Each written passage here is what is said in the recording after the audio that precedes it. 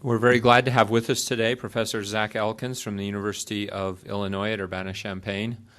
I've reached a painful point in my career where I introduce people who are younger than me and got their PhDs more recently, who are better published than I am, and that's high praise. Professor Elkins has published in American Political Science Review, in the American Journal of Political Science, in international organizations, some of the top journals in the discipline.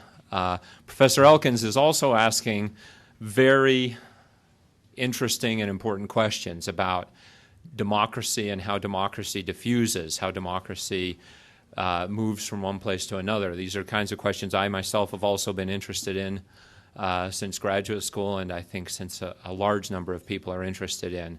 So we're pleased to welcome him here with us today.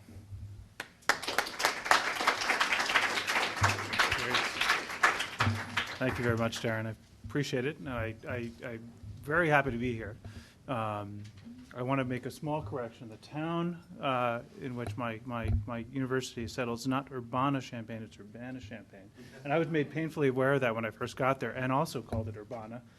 At some point somebody said, listen, this is not Europe, it's Urbana, not Urbana. So with that correction, it's a great pleasure to be here. My first time in Provo, and Urbana-Champaign is one of the flattest places in the United States. So it was great to wake up this morning with a view of the Y on the mountain right outside my hotel room. And it's also great to be at a place that has such a tremendous tradition in two of my loves, sports and international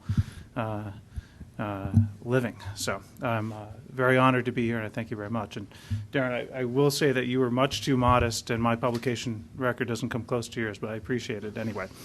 I want to talk to you about a question that's been on my mind for a while, and especially so since our foreign policy efforts in the last 5 years or so, which in many ways are premised on this very question. I want to say a few words by way of conceptualization about how we think about democracy, and then how we then measure it. Do some historical background on the waves, and talk a little bit about whether they exist and what drives them. And at that point, turn to something that I call diffusion, a very general concept for a number of mechanisms which all have something to do with transitions to democracy being externally motivated. Before I start, I want to say something about the idea of predicting transitions to democracy. In many ways, this is something, the study of which has dominated political science, and more specifically dominated comparative politics.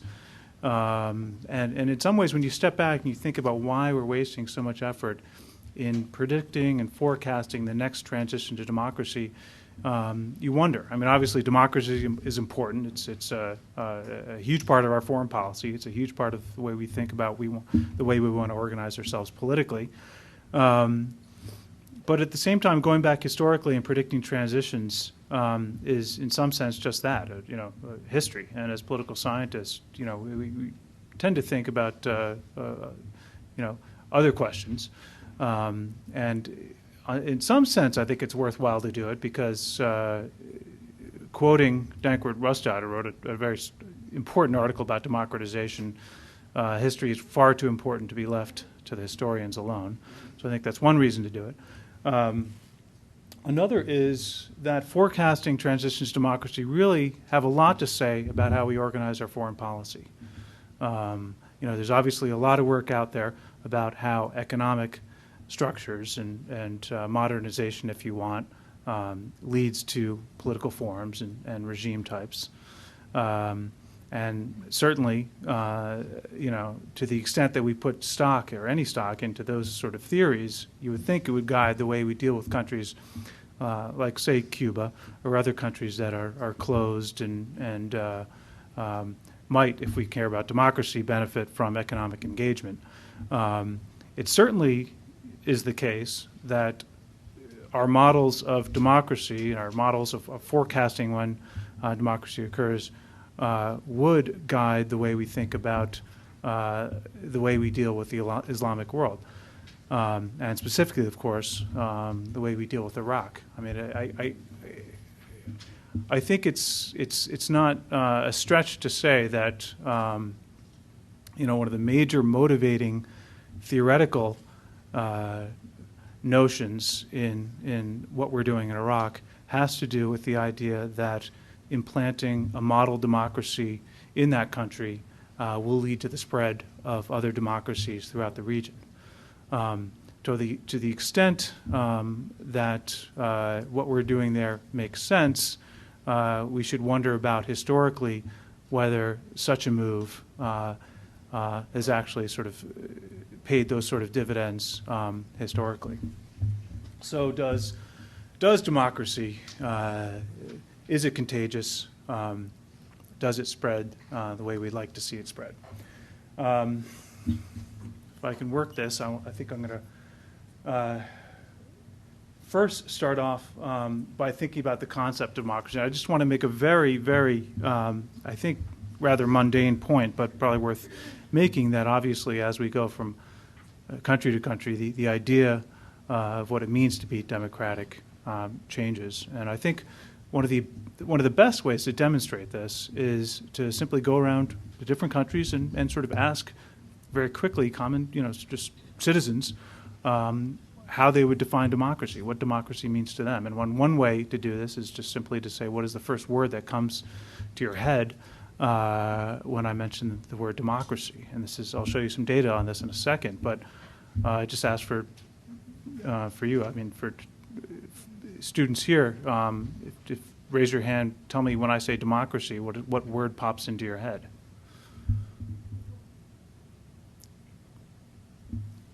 People, okay. Freedom. Power. Okay. Anything else? Well, those two, I think, cover the great stretch of concepts. If you look at, if you ask this in different countries, you get an interesting response. This is some data. I hope you can see it, but if not, I'll read it to you.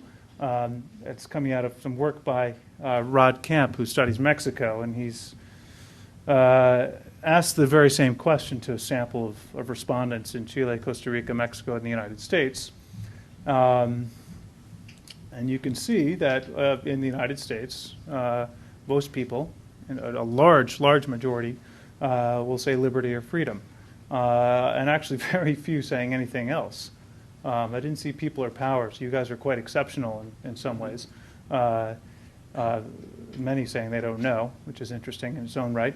But the comparison I want to draw here is just, if you look at two other countries in Latin America, a quarter to a fifth of those citizens will say freedom, and the rest will say things like equality, form of government, which is interesting because in the United States we don't think of democracy being a form of government. It is the only way to do government, the only way to organize politics. But obviously there's more variation, more richer variation in some of these countries, and so they think of it as a form of government with alternatives out there. But obviously freedom doesn't come to their mind. Costa Rica is an exception here. There's an interesting piece of corroborating evidence, actually. Rod Camp asked the same question. He oversampled the number of U.S. respondents and oversampled a group of respondents who had lived, were native of Latin America. And his hypothesis was that, there's, by living in the United States, they're acculturated to some degree. They'll come to think of the U.S. as democracy as reflecting freedom more so than some of the other concepts. And sure enough, if we're to believe this, that's what he found, that here's the 68% of the general population that we showed on the earlier slide. The average for Latin American countries, those citizens living in Latin American countries being 32, but of U.S. residents who were born in Latin America, they gradually, depending on how long they've lived here, come to think of democracy as freedom. So with that, I just quickly want to say how I think about democracy. And for me, it just incorporates, is defined by these four elements. Very simply, participation, and of course the guarantor of sort of real meaningful participation, and that is competition. But then of course another guarantee of real participation and real competition, civil liberties and the idea of free speech, et cetera, and some sense of transparency and accountability. So I think of democracy this way. It's a very procedural notion of democracy, not substantive, in the sense that I'm not thinking about social equality and that sort of thing. I'm thinking about very, very simply the rules that are set down such that politics is organized along democratic rules that are meaningful. And if we think about democracy this way, and then we turn to look at what the history of democratic government says, the first point is just to recognize that whatever we say about waves of democracy and this sort of thing, obviously the very basic notion of organizing, citizens organizing themselves and selecting their own leaders and having a say in their own politics is a very general notion, and certainly not something that's limited to the Western world since 1800, and so as soon as we recognize that, democracy doesn't stop sounding like some sort of unique phenomenon. But in any event, if we measure democracy the way I've suggested we would, and then you trace it back to where most political scientists tend to trace things back to, that is the U.S. Constitution, we see three waves, and I'm just here just simply sort of defining them the way Sam Huntington has in his three waves of democracy, and others like Philippe Schmitter would suggest a fourth wave, and he would periodize history a bit differently. But in any event, you see these three waves, and the point here is that what he and others have noticed is that there tends to be a concerted move within certain periods, and also, as I'll show, within certain regions towards a form of democratic government. And if you look at the data, you get a sense of what they're talking about. And here what I've done is to take one component of democracy, a very important component, that is whether the polity gives the people the opportunity to elect their executives. And so just a simple yes, no on whether that's the case. And what I've plotted here are the proportion of states that have that basic rule in place. And what I've plotted on the bottom are transitions. So this sort of, I guess, in some ways looks like a stock chart with the price of the stock and the volume of transactions here at the bottom. The green transactions are transitions away from electing executives, and then the maroon, I guess the color is, transitions towards that rule. And you certainly see the waves that historians have suggested. Certainly there's a very secular, protracted shift towards democracy along this measure in the 1800s, following World War I, and another abrupt shift, and another wave as described after World War II.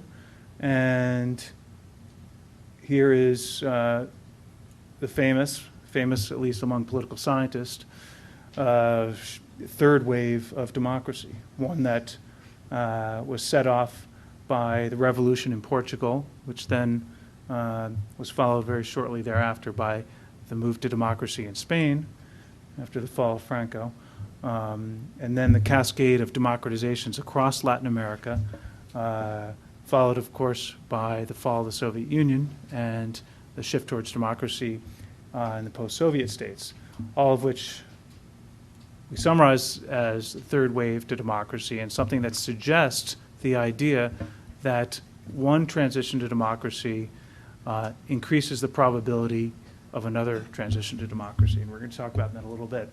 But just another way to measure these sort of waves is to think about limits to executive power.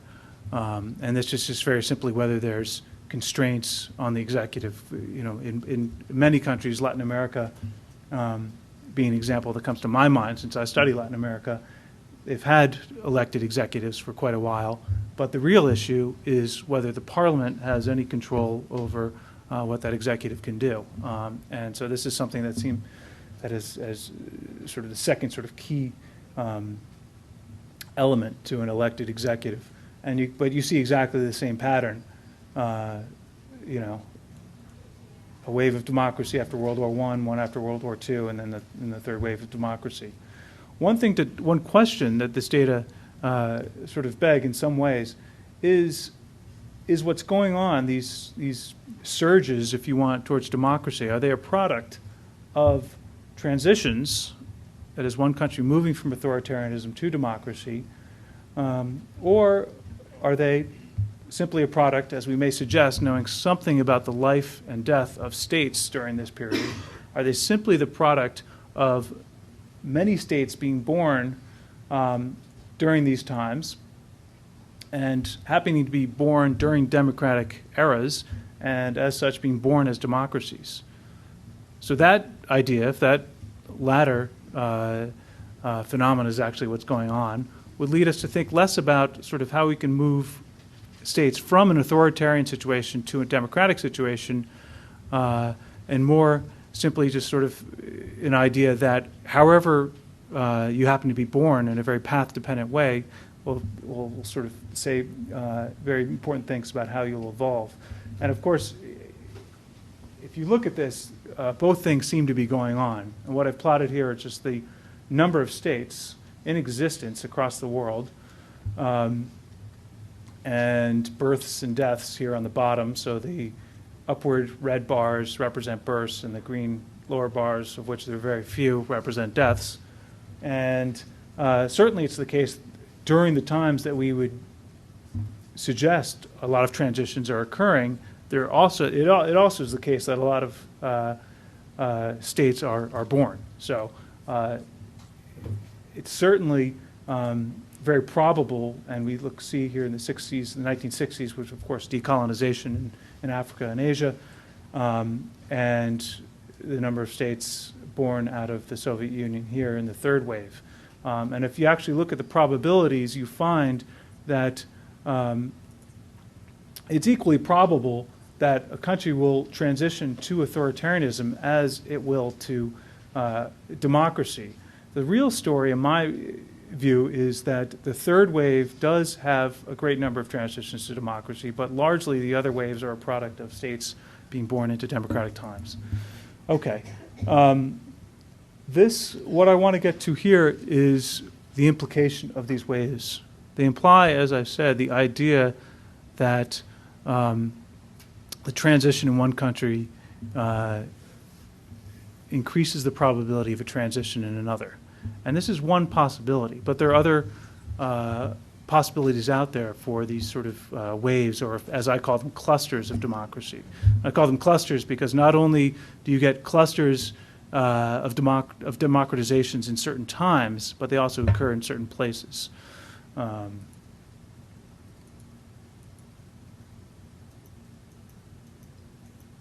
I can hit the forward button. Just very, very briefly, obviously the traditional explanations for democratization have something to do with economic development and growth. They have likely, at least the hypothesized ones, have something to do with culture. But they also have something to do with diffusion, which I define, and which is consonant with others, like Professor Jacoby, as diffusion. But it also goes by the name of demonstration effects, contagion, et cetera, and we can get into the conceptual proliferation that goes on in this literature. But essentially, these sort of alternative explanations for democratization are relevant to the extent that waves could be accounted for not just some sort of demonstration pattern, some sort of diffusion among countries, but it could be accounted for simple coincidence. That is, it could be the case that a large shift in GDP per capita and economic development could, at the very same time, be producing shifts to democracy, and so might look as if there's some sort of contagion going on. It could be also that states of particular religious persuasions are undergoing some sort of shift in those values at the same time. I don't know if you want to think of shifts in the way the Vatican thinks about politics around the world. Certainly people have speculated about that. Those sorts of things could be going on at the same time and producing these clusters. But it could also be diffusion. Just a very quick graph by way of talking about economics. I mean, obviously, many of you in your political science classes have seen these sort of traditional explanations of democratization, and this is simply the relationship between GDP per capita and democracy, and you see some sort of relation between the level of development and democracy. So obviously that's part of the explanation for at least the sustenance, if not the transition to democracy. So it's not to discount those domestic explanations. But let me put here a conceptual map of how I think about explanations for clusters of democracy. And this, in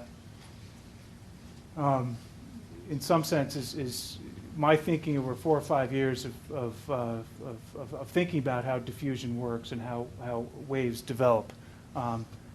I think of them in 3 basic sources of clusters of democracy. One is simply coincidence, which I was talking about before, the idea that the shift in GDP per capita, if you want, after World War II was responsible for lifting the boats of many countries, and that just happened at the same time, coincidentally. And you can say the same thing about institutional similarities.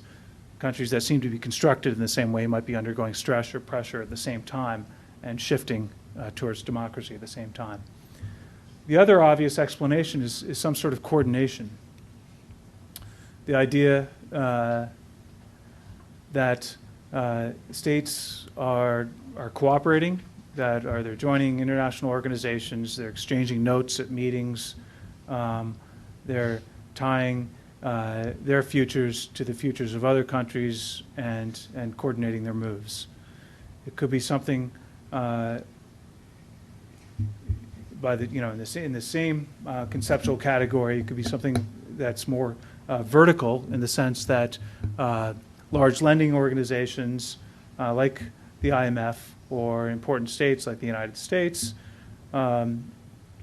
are exerting their influence on developing democracies and making loans conditional on the adoption of certain political reforms, or actively promoting democracy in some way. So AID, for example, has this vaunted finding that their efforts at promoting democracy, I think they've spent something like $10 million, I forget what the figure is, but this has come out in press reports, on promoting democracy. And they've shown that in countries where they've led these promotion efforts, they've seen an increase in democracy as measured by the Freedom House, which is a very abstract measure of political rights and liberties, of something like 2 points, which is a huge shift on that scale. The Freedom House scale goes from 0 to 7, a huge shift. So to the extent we're able to believe USAID, those $10 million are buying huge increases in democracy. The data are out there, by the way, for those who are interested in looking at their data. Clearly, there's something else going on other than what what AID is doing. But in any event, all that is possible. What I want to talk about are 2 mechanisms of diffusion. I call these adaptation and learning. And the idea of diffusion is that efforts between countries are not coordinated. That is, actors in one country are simply inspired by what's going on in another country, but they're not plotting with those other countries, and nor are they plotting with hegemonic powers.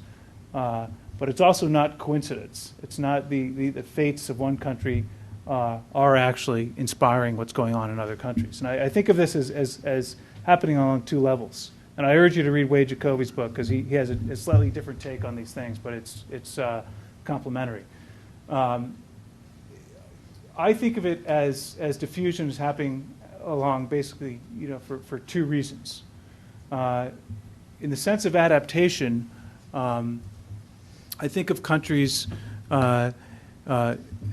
adopting the policies of others because the other country, in adopting democracy, has changed the value of that practice.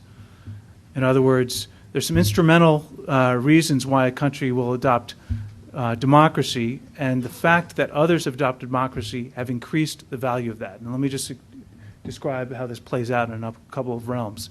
One is through norms. There's certainly a safety in numbers effect going on to the extent that it's harder to remain non-democratic. There's a strong norm towards democracy, and as your neighbors adopt democracy, if you're isolated, you feel the pressure to a greater extent.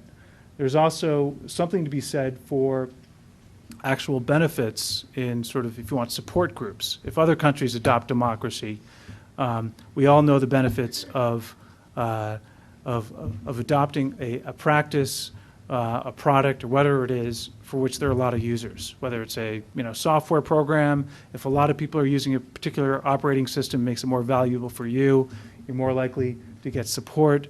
It's more likely to be a stable operating system over the long haul, et cetera, et cetera. The same with democracy. You want to adopt institutions that others are adopting because you know in the future you're going to get help with those institutions. There's also, in the same vein, something about sort of safe harbors. If you're a Democrat and Democrat with a small d in the Islamic world, you're very isolated in some sense, and it's nice to have a home base, say Iraq, supposing that democracy succeeds there. It's nice to have a home base to go to as you're plotting your democratic future in whatever country you're in. We can say the same thing about economic competition, and I think it demonstrates the same instrumental benefits. The second sort of mechanism, if you want, of diffusion is learning. And that is simply, it's not the case that another country's adoption of democracy is changing the value of that practice for you, but it is helping you learn, principally about learning about the benefits of that policy reform. So in an ideal world, if you're a country thinking about what sort of political reform to adopt, you're doing some sort of elaborate social scientific analysis of seeing what the benefits of policy A had been versus policy B, et cetera. Of course, that doesn't go on. All policy actors, like all of us, are cognitive misers. We look for very simple shortcuts to do this sort of analysis. And so there's some very predictable ways that this plays out when you see actors sort of learning from the experience of other actors of other countries.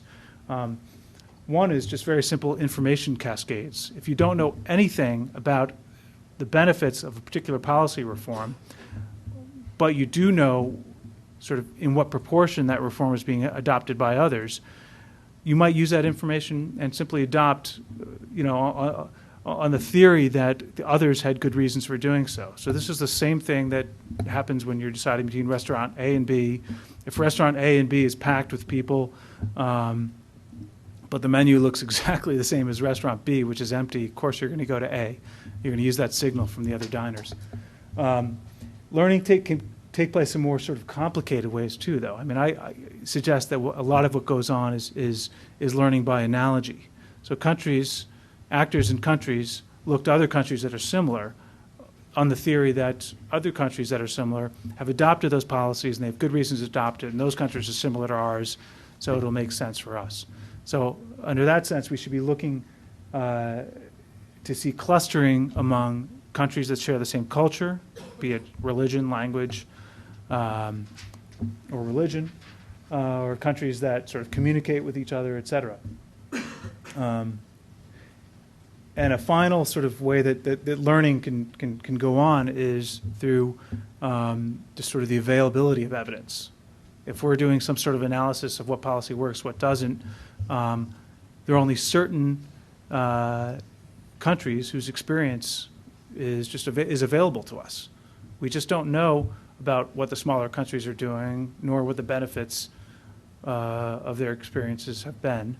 We tend to focus on the way things have gone in sort of prominent countries. So, for example, for those thinking about whether to adopt presidentialism or parliamentarism, the United States is sort of a primary example because we don't think of the other countries that have presidentialism. As it just, that's a little simplistic, but I think that goes on. So anyway, I want to wrap up, but importantly, the question is, if we think about Iraq, what's going on, and what can we project will happen? Well, certainly from a learning perspective, the benefits of democracy, if we would call that's what's going on right now, democracy, have not been great. There's obviously a big security problem. There's economically, we haven't seen great gains. So you can't imagine that other countries in the region are looking at that as a model to adopt because of the benefits. It is more likely, I think, that to the extent that democracy in Iraq will promote democracy in other parts of the region, it'll be through mechanisms of adaptation. That Iraq will serve as a place that's a safe harbor for dissidents from countries in the region who are sort of have hopes of setting up democracy in their own country. That Iraq will serve as a point in the way of sort of tipping the numbers towards democracy. As you get one or two more, this air of inevitability will evolve, and people get the sense that at some point Saudi Arabia is going to feel like it's the only country out there in the region that's not democratic. But then, of course, the looming question is, what are going to be the results of the way democracy was imposed in Iraq? The fact that it didn't evolve organically or indigenously, that it was imposed by the United States, will that have some effect on the way that other countries in the region see the benefits of democracy in Iraq? And I think it will. I think they're less inspired to see a form of democracy that didn't arise organically in its neighbors. Okay, there are a host of other issues to go into with respect to this question, but I want to leave it there and open up for questions and discussion. Thank you.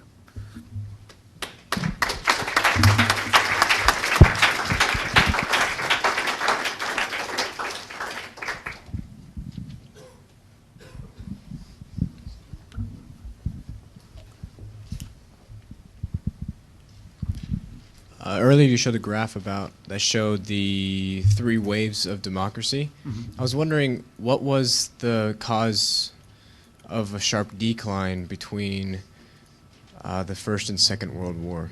Yeah, that's a great question, actually, because it is the case that we tend to think of democracy as this evolution towards a higher form of government, but if we're going to talk about ways of democratization, we also have to talk about the equally obvious and prominent spikes down.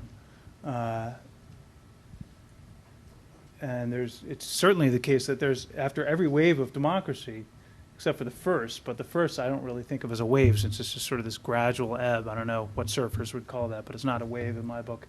These are tidal waves, and they're all the one after World War I, the one after World War II, and the third wave, although we haven't seen it yet, all are associated with regressions back to authoritarianism. What is responsible for that? I think a couple things.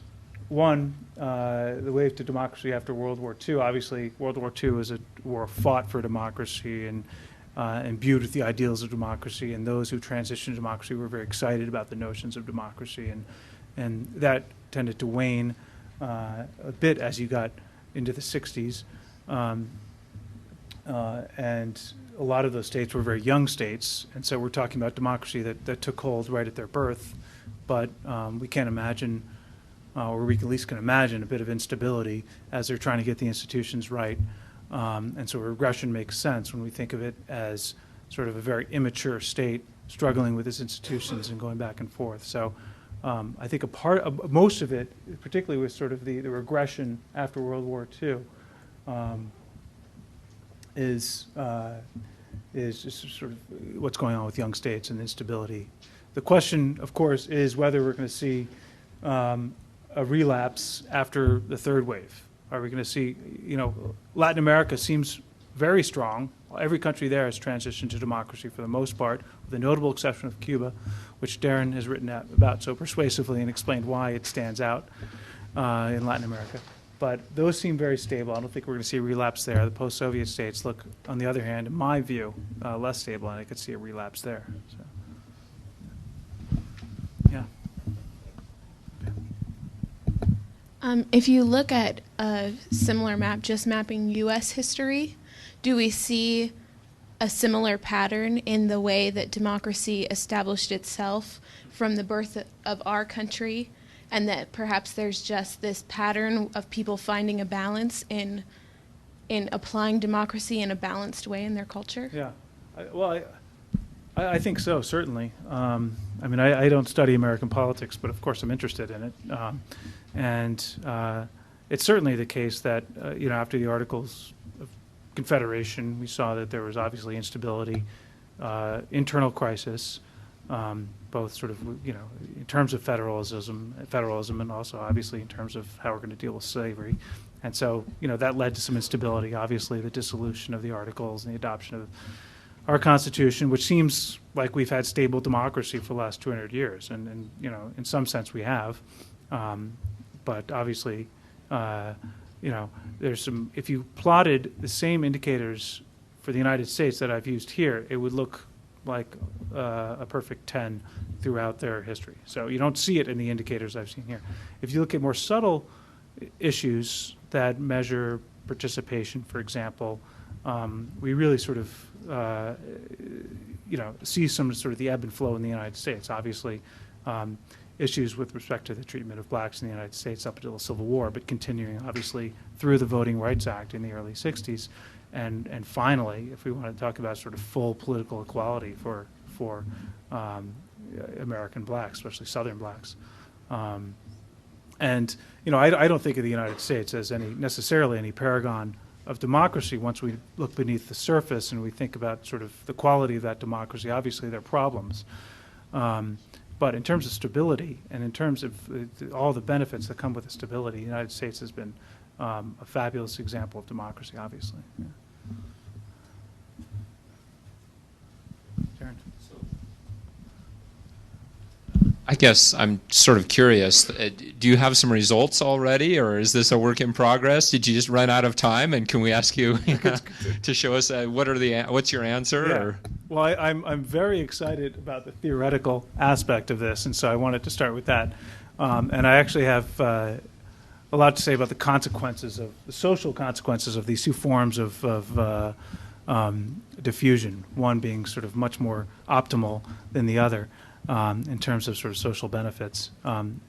But in terms of actually sort of how diffusion sort of plays out against more traditional explanations of democracy, it is certainly the case, and I've done this in my analyses, but others have shown the same thing, that if you use some sort of very basic measures of what's going on among your neighbors, and more broadly what's going on around the world, as sort of a spatial lag in a regression model, that is just taking what others are doing into account in the previous year, whether that predicts a transition in the succeeding year, you do see that explains a huge amount of the variation, wipes out a lot of the domestic variables, and sort of seems in that very crude sense to be explaining a lot of what's going on, especially in the third wave. So if we're going to take that at face value, it seems like there's a lot going on there. I think there are a lot of methodological problems with that. Obviously, if you throw that sort of indicator, what's going on in your neighborhood, what's going on elsewhere, that will absorb a lot of the explanatory power of any domestic variables that happen to be correlated or happen to be clustered the same way. And there's really no way to distinguish those effects from the effects of that spatial lag unless you have a fully specified model with all those domestic variables. Otherwise, they were all going to be absorbed. Anything that's omitted is going to be absorbed in that spatial lag. So I think all the results out there, and there are 4 or 5 important results that all show the same thing, that the spatial clustering is a large part of the explanation for the rise of democracy, net of the other domestic explanations. But I think there's still something in that explanation that is domestic, which we haven't unpacked. And I think, there's some sort of directions that I think we should go in unpacking that. I mean, part of it obviously is digging down and drilling down to what's actually going on in these cases. But the problem with that is when you actually look at these cases, it doesn't look much like diffusion. When you read, say, Spain's adoption of shift to democracy after that of Portugal, on the surface it looks like a perfectly coincident event, and the sequence seems almost perfect. The neighboring country goes democratic, and of course then Spain does. But if you actually read the case, it doesn't sound like diffusion at all. It seems like a very, very indigenous process, and that's part of the struggle. I mean, I think the sort of the micro level case study descriptions of diffusion are not that persuasive, unfortunately. Yeah.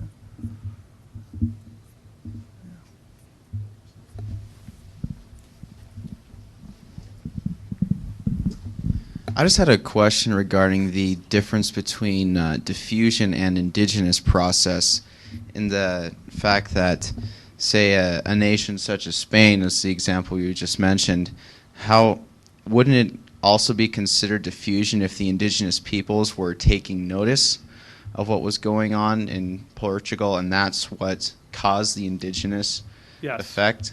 Yeah, no, in fact, for me, that fits perfectly into the definition of diffusion. So I should clarify this, because for diffusion for me is simply the idea, it's a very general set of mechanisms that all of them are defined by whether the transition in one country increases the probability of transition in another. And a large part of that could be information which is consumed in Spain about the benefits or about at least sort of the possibility of moving to a democratic form of government, and being inspired in that way, for me, would be sort of quintessential evidence of diffusion. On the other hand, so what I was saying, if you read the Spanish case, you do see it does seem to be the case that sort of international political parties were saying, let's set up a social democratic party in Spain. We've got one in Portugal now. Let's get that organization moving in Spain. And so once it turns democratic, it'll be ready to go. So that to me does look like sort of some sort of, in some way, sort of orchestrated pattern of democratization that is a direct result of sort of a successful democratization in Portugal. Whether Spanish citizens and Spanish elites were inspired by sort of the Carnation Revolution in Portugal is another story. I mean, what I was suggesting is when you read their accounts, they sort of had this idea years ago, and it was finally only because of Franco's passing that they had the opportunity to do so. It had nothing to do with Portugal. But I suspect that the unvoiced explanation is also that they are, in fact, inspired by Portugal. You just don't hear about it when you read what the elites have to say about their reasons. Wade. I think this is our last question. I want to go back to Iraq for a second, Zach.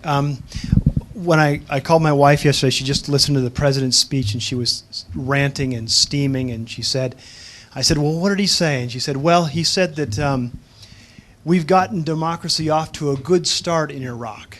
And she said, if you would have asked the American people to spend all this blood and treasure in 2003 so that we get democracy off to a good start in Iraq, we would have said no.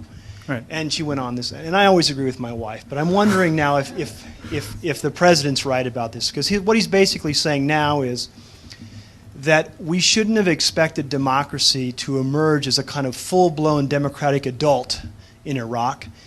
We're planting the little democratic acorn that will become the giant oak.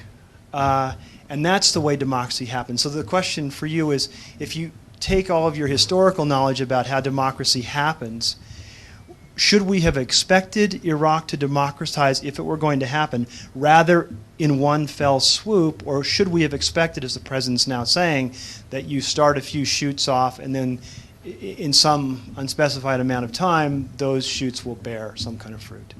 Yeah, it's a great question, one I wrestle with a bit, because on the one hand, it does seem like a bit of a rationalization on the part of President Bush in many ways, because it just sort of, obviously the expectations were high. We haven't seen any sort of benefits that would suggest that real democracy is taking part. We have the issue that national identity is not cohesive in any way, and that obviously is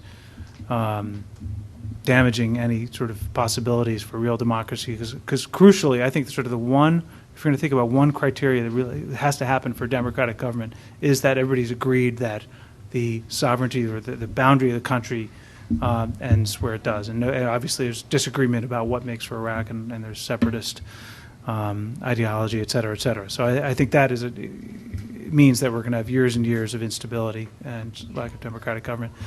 On the other hand, I do think in some sense that he's absolutely right.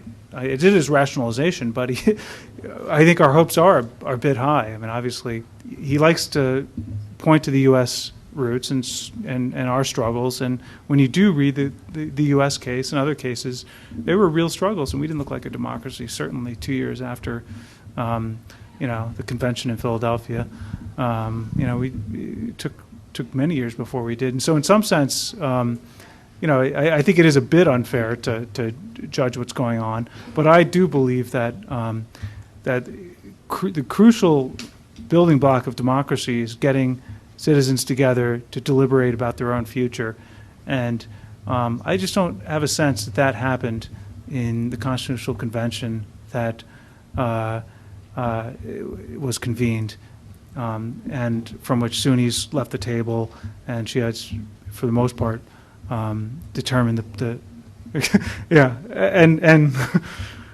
so I think that illegitimate sort of founding moment is going to be really tough to overcome. I really do. Yeah.